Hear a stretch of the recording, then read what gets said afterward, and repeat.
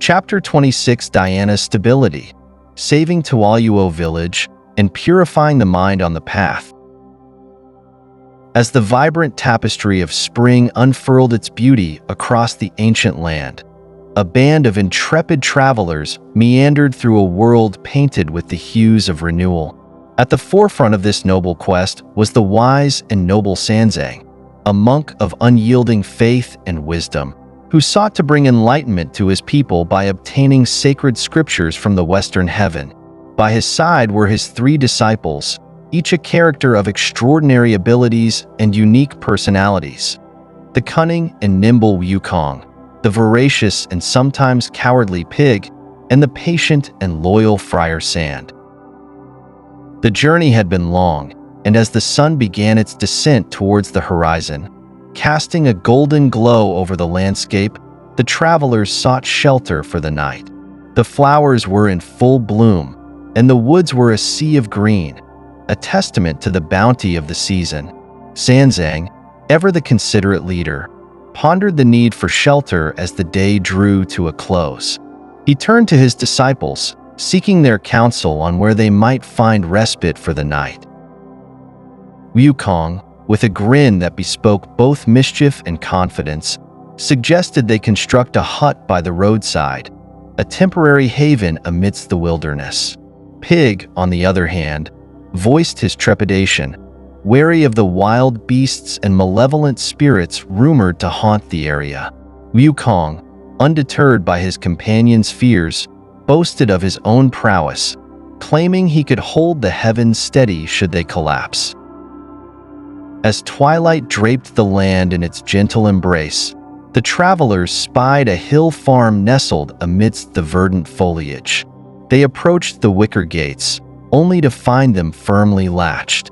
Sanzang, with the decorum of a true pilgrim, called out for the inhabitants to grant them entry. The gates swung open to reveal an elderly man, his countenance etched with the lines of age and toil, who greeted the travelers with a mixture of caution and curiosity. The elder, garbed in a plain gown and a black turban, listened intently as Sanzang explained their situation and requested lodging for the night. The old man, however, was not as welcoming as they had hoped. He spoke of the treacherous journey ahead, the lesser Western heaven and the formidable 7 Perfections Mountain, a place where the very air was tainted with the stench of decaying persimmons. The runny persimmon lane, as it was known, was a place of peril and putrefaction, a daunting obstacle that lay between them and their destination. Sanzang, disheartened by the old man's words, was about to accept their fate when Wukong, ever the optimist, chided the elder for his pessimism. The monkey's face, a visage that could scare even the bravest of hearts, was met with fear by the old man. But Wukong's words were filled with confidence and a promise of protection. He spoke of his home in the eastern continent of superior body and his training on the Mount of Flowers and Fruit. With a smile, he recounted his abilities, from stirring the oceans to subduing dragons, from carrying mountains on his shoulders to driving the sun along. He was the handsome stone monkey, a master of transformation and a champion against the forces of darkness.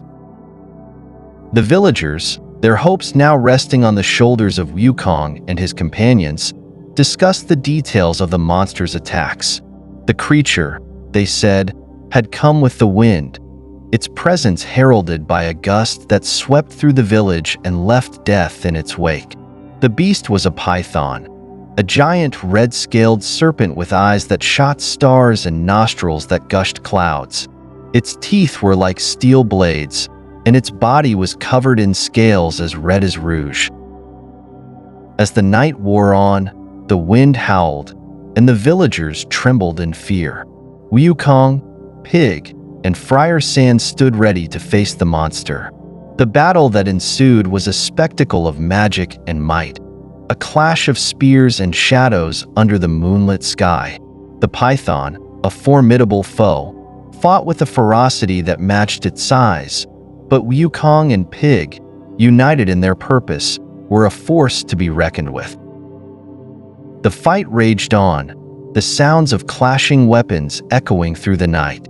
The python, its strength waning, attempted to flee, but Wukong and Pig pursued it relentlessly. The monster, cornered and desperate, transformed back into its true form, a giant serpent that coiled and uncoiled in a desperate attempt to escape. In a moment of brilliance, Wukong leaped into the air, his cudgel at the ready, and challenged the monster to reveal itself. The python, its eyes glowing like lanterns in the darkness, refused to speak, its silence a testament to its malevolent nature. Wukong, undeterred, attacked with renewed vigor, his cudgel a blur of motion in the night. The battle continued until the dawn, the light of the rising sun revealing the true extent of the destruction. The python, its body battered and its spirit broken, lay defeated at the feet of Wukong and Pig. The villagers, who had watched the fight from a safe distance, emerged from their hiding places, their faces a mix of awe and relief. With the monster vanquished, the villagers showered Wukong and his companions with gratitude and praise. They offered them food and shelter, their generosity a testament to their deep appreciation for the heroes who had saved their village. The travelers, their mission now accomplished, remained in Tuoluo Village for several days, their presence a reminder of the bravery and strength that had triumphed over evil. As the time came for the travelers to continue their journey, the villagers, unwilling to let them leave without a proper farewell, prepared a feast and loaded their horses with gifts of parched grain and fruit. A procession of men, women, and children, their faces filled with gratitude, accompanied Sanzang and his disciples as they set off towards the Seven Perfections Mountain, the path now clear and the way forward open. The journey ahead was still long and fraught with danger, but the hearts of the travelers were filled with hope and determination. They had faced a monster and emerged victorious, their faith in their quest stronger than ever. With the support of the villagers and the strength of their bond, they knew that no challenge was insurmountable. And so, the story of their journey continues, a tale of adventure and courage, of friendship and the pursuit of knowledge. The path ahead may be uncertain, but the spirit of those who walk it is unbreakable. The quest for the sacred scriptures is not just a journey of the body, but a journey of the soul, a journey that will be remembered for 1,000 years. The days that followed were filled with the sounds of laughter and camaraderie as the travelers shared stories around the evening fire. The villagers, in their gratitude, had provided them with more than just food and shelter. They had given them a renewed sense of purpose and the strength to face whatever challenges lay ahead. The tales of their battle with the python had spread far and wide, and the travelers were hailed as heroes wherever they went. As they approached the Seven Perfections Mountain, the air grew heavy with the scent of persimmons, and the path before them was lined with the remnants of the monster's destruction. The runny persimmon lane, once a place of fear and death, had been transformed into a symbol of hope and rebirth. The travelers, with the help of the villagers, had not only defeated a beast, but had also restored the faith of an entire community. The journey across the mountain was arduous, but the travelers were undeterred.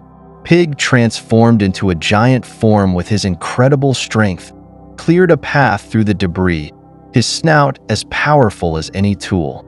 Friar Sand carried their belongings with care, his quiet strength a steady presence amidst the chaos. Wukong, ever watchful, kept a vigilant eye on the skies, ever ready to defend his companions from any threat. Sanzang, the heart and soul of the group, guided them with wisdom and compassion. His teachings, shared around the fire, inspired the villagers and his disciples alike, reminding them of the importance of their mission and the value of perseverance. As they descended the other side of the mountain, the travelers were met with a sight that took their breath away. The landscape before them was a tapestry of colors, a vibrant display of nature's beauty. The sun shone brightly, casting a golden light over the world, and the travelers felt a sense of accomplishment and pride. The people of Tuoluo Village, who had accompanied them thus far, bid them a heartfelt farewell, their eyes filled with tears of gratitude.